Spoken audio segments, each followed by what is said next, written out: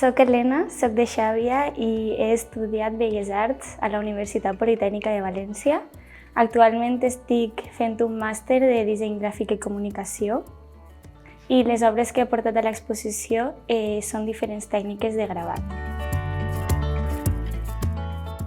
Des de ben menudeta he tingut sensibilitat per les arts plàstiques i gràcies a estudiar la carrera de Belles Arts vaig poder desenvolupar més la meva obra artística i el contingut en el que em volia enfocar.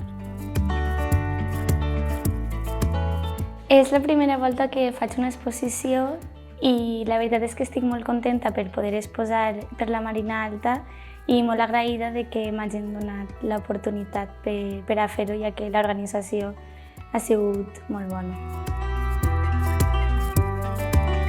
Actualment estic enfocant la meva carrera al disseny gràfic i a la comunicació, però no obstant m'agradaria continuar formant-me com a artista plàstica i seguir creant diferents obres d'art i fer alguna altra exposició.